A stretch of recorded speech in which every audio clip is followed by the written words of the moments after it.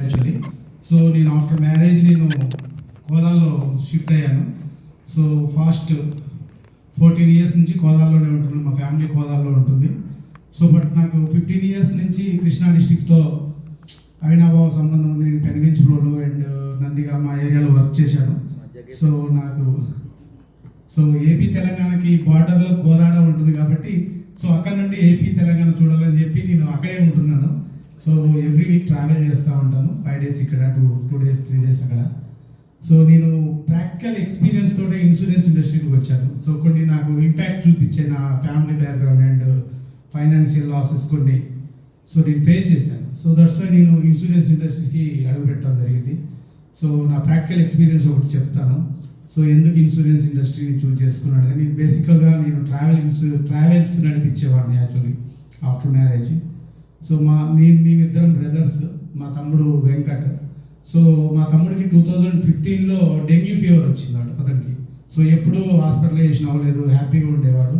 So marriage అయిన 1.5 yearలోనే hospitalisation అయ్యి ఒక బాబు పుట్టాడు. సో డెంగ్యూ ఫీవర్ వచ్చి సీవియర్గా ఉంది అని చెప్పి డాక్టర్స్ చెప్పినప్పుడు హైదరాబాద్కి షిఫ్ట్ చేశాను అతన్ని. సో నేనే తీసుకెళ్ళినాక డాక్టర్స్ ఏం చెప్పారు, ఇతనికి సివియర్గా ఇంటర్నల్ ప్రాబ్లమ్స్ ఉన్నాయి. సో డెంగ్యూ ప్లేట్లెట్స్ ఆటోమేటిక్గా డౌన్ అయిపోతున్నాయి. సో ఇమీడియట్లీ హై ట్రీట్మెంట్ కావాలి అని చెప్పేస్తే అక్కడ ఒక బెస్ట్ హాస్పిటల్ని చూజ్ చేసుకొని వెళ్ళాను. సో వెళ్ళిన తర్వాత ఫస్ట్ డేనే 1.5 lakhs rupees సో ట్రీట్మెంట్ అయ్యింది. సో బ్యాక్ ఎండ్లో చూస్తే అమౌంట్ లేవు. సో రీసెంట్లీ మ్యారీడ్ పీపుల్ వాడు. సో చిన్న బాబు ఉన్నాడు. నేను నా పరిస్థితి అలాగే ఉంది. మంత్లీ ఒక 10,000 అలా ఎర్న్ చేసేవాడిని. సో ఉన్నాయి అసెట్స్, ల్యాండ్స్ అవి ఉన్నాయి. బట్ అవి వెంటనే అది అమ్మినా సరే మన క్యాష్ రాదు. సో అలా మేము ట్రీట్మెంట్కి వెళ్తూ ఉన్నప్పుడు 8 days హాస్పిటల్లో ఉన్నాము. 8 days హాస్పిటల్లో ఉన్నప్పుడు క్యాష్ లేవు. ఎవ్రీడే 1 lakh, 1.5 lakh ట్రీట్మెంట్ ఖర్చు అవుతుంది. So day by day health ప్రాబ్లంలోకి వెళ్ళిపోతుంది, మన ప్రాబ్లం అవుతుంది అని చెప్పి డాక్టర్లు సివియర్గా చేయటం, దాన్ని ఒక ప్రాబ్లం క్రియేట్ చేస్తున్నారు. మాకేం అర్థం అవ్వట్లేదు హాస్పిటల్ అంటే ఏంటి, ఇలా ఉంటుందా అని చెప్పేసి.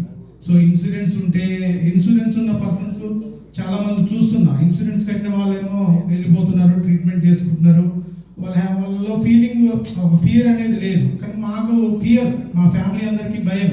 సో ఇటు ప్రాబ్లం, వ్యక్తికి ప్రాబ్లం ఉంది అండ్ ఫైనాన్షియల్గా సపోర్ట్ లేదు. సో నేనేం చేశాను, నాకు తెలిసిన వాళ్ళ దగ్గర నుంచి క్రెడిట్ కార్డ్స్, వాళ్ళ దగ్గర నుంచి వీళ్ళ దగ్గర నుంచి క్రెడిట్ కార్డ్స్ తీసుకొచ్చి పే చేశాను. సో అన్ఫార్చునేట్లీ 8 days తర్వాత పాపం మా తమ్ముడు లాస్ అయ్యాడు. సో చాలా ఫీల్ అయిపోయాం మేము. ఏం చేయాలో అర్థం కాని పరిస్థితి. సో సపోర్టింగ్ ఫైనాన్షియల్గా లాస్ అయిపోయాము, మనిషిని లాస్ అయిపోయాము. చిన్న బాబుని తీసుకొని ఇంటికి వచ్చేసాం. సో ఆ రోజు డిసైడ్ అయ్యాయి అసలు ఇన్సూరెన్స్ అంటే ఏంటి, అసలు హెల్త్ ఇన్సూరెన్స్ వాల్యూ ఏంటి అని చెప్పేసి రీసెర్చ్ చేశాను. సో ఆ రోజు నుంచి ఇన్సూరెన్స్ అనే ఇండస్ట్రీలో అడుగు పెట్టాను నేను. సో అప్పటి నుండి ఇప్పటి వరకు కూడా నేను ఎవరికైనా ఇన్సూరెన్స్లో లేకపోతే ఫేస్ చేసే ప్రాబ్లమ్స్ ఏంటి, వాళ్ళు ఎలా లాస్ అవుతారు, పర్సన్ లాస్ అవడం కాదు ఫైనాన్షియల్గా లాస్ అవుతారు. ఫైనాన్షియల్గా లాస్ అయితే ఆ పర్సన్తో పాటు అతని మీద ఆధారపడ్డ ఫ్యామిలీ చాలా ప్రాబ్లమ్స్ క్రియేట్ చేయాల్సి వస్తుంది. సో ఇవన్నీ నేను ప్రాక్టికల్ ఎక్స్పీరియన్స్ అయ్యి ఎవరికైనా సరే ఇన్సూరెన్స్ ఇవ్వాలి అనే ఉద్దేశంతో నేను ప్రీవియస్ చేసిన జాబ్ను వదిలేసి ఇన్సూరెన్స్ ఇండస్ట్రీలోకి వచ్చాను.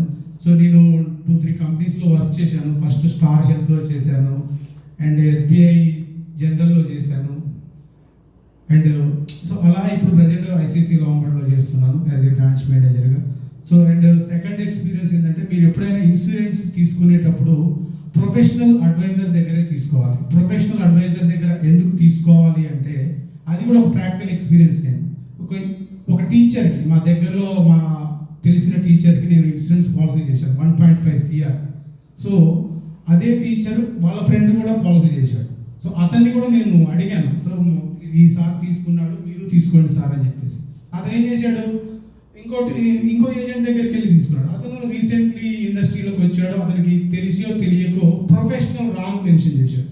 సో యాజ్ ఏ మనం ఒక ప్రొఫెషన్లో ఉన్నప్పుడు అట్మోస్ట్ గుడ్ ఫెయిత్, మనం ఇన్సూరెన్స్ ఇండస్ట్రీలో ఫస్ట్ ఇన్సూరెన్స్ కాలం ఫిల్ చేసేటప్పుడు మీరు వర్క్ ఏది చేస్తారో అది మెన్షన్ చేయాలి. సో మనం ప్రొఫెషనల్ రాంగ్ మెన్షన్ చేస్తే ఇన్సూరెన్స్ క్లెయిమ్ అవ్వదు. సో అక్కడ జరిగిన పొరపాటు ఏంటంటే, నేను ఇచ్చిన person teacher and second person teacher, నా దగ్గర ఇన్సూరెన్స్ తీసుకున్న పర్సన్ టీచర్. సో అతనికి నేను పాలసీ చేసినప్పుడు ఆయన యాజ్ ఏ గవర్నమెంట్ ఎంప్లాయ్ అతని income so and so 1 lakh per month salary అని చెప్పేసి క్లియర్గా అతని ప్రొఫెషన్ ఏంటి, టైమింగ్స్ ఏంటి, ఎవ్రీథింగ్ మెన్షన్ చేశాను. సో అది నేను నెక్స్ట్ ఇంకో పర్సన్ ఉన్నాడు ఆ ఫ్రెండ్, అదే టీచర్కి వేరే దగ్గర వేరే అడ్వైజర్ ఇన్సూరెన్స్ ఇచ్చాడు. అతను ఏం చేశాడు, జస్ట్ జనరల్ వర్క్ అని రాశాడు, జస్ట్ కామన్గా డైలీ వేజ్ వర్క్ కింద రాశాడు. అది పొరపాటులో జరిగిందా, తెలిసి చేశాడా, అవగాహన లేక చేశాడా అనేది చేశాడు. సో అన్ఫార్చునేట్లీ అదే టీచర్స్ మార్చ్ మంత్లో 2022లో ఎగ్జామ్ 10th క్లాస్ ఎగ్జామ్ జరుగుతున్నాయి, రిటర్న్లో వస్తున్నారు, ఆపోజిట్లో వేరే కార్ వచ్చేసి డాష్ చేసింది, స్పాట్ డెడ్ అయ్యారు ఇద్దరు. సో వెంటనే నాకు కాల్ వచ్చింది, సో అండ్ సో ఇన్సూరెన్స్ తీసుకున్నారు, వీళ్ళకి ఇద్దరికి ఇన్సూరెన్స్ ఉందని చెప్పేసి. సో నేను ఫస్ట్ పర్సన్ ఎవరైతే ఇన్సూరెన్స్ తీసుకున్నారో అతనికి ప్రొఫెషన్ అన్నీ క్లియర్గా మెన్షన్ చేశాము, క్లైమ్ వచ్చేసింది 1.5 CR. సో సెకండ్ టీచర్ ఎవరైతే ఉన్నారో అతని క్లైమ్ రిజెక్ట్ అయింది. రీజన్ ఏంటి అంటే అతను టీచర్ అని మెన్షన్ చేయలేదు, just like daily wages common work అని చెప్పి మెన్షన్ చేశారు. సో ప్రొఫెషన్ రాంగ్ మెన్షన్ చేయడం వల్ల అట్మాస్ గుడ్ ఫెయిత్ అనే కాలంలో ఇన్సూరెన్స్ అనేది రిజెక్ట్ అవుతుంది.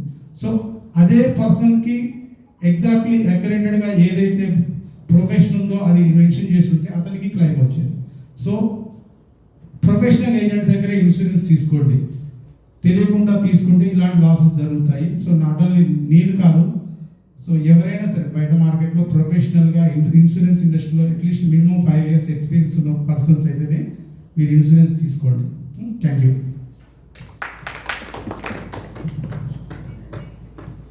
సార్, ఇప్పుడు మన నరేష్ గారు చెప్పినట్టు రీసెంట్గా నాకు ఒక ప్రాబ్లం చూశానండి. నేను మా అత్తయ్య గారిది పొదిలి ఒంగోలు దగ్గర, తన అక్కడ వాళ్ళ ఇంటి కింద ఒక మెడికల్ షాప్ ఉంటుంది. తనకి అలా మాట్లాడుతూ ఫిట్స్ వచ్చి వెనక్కి పడిపోవడంతో మొత్తం ఇది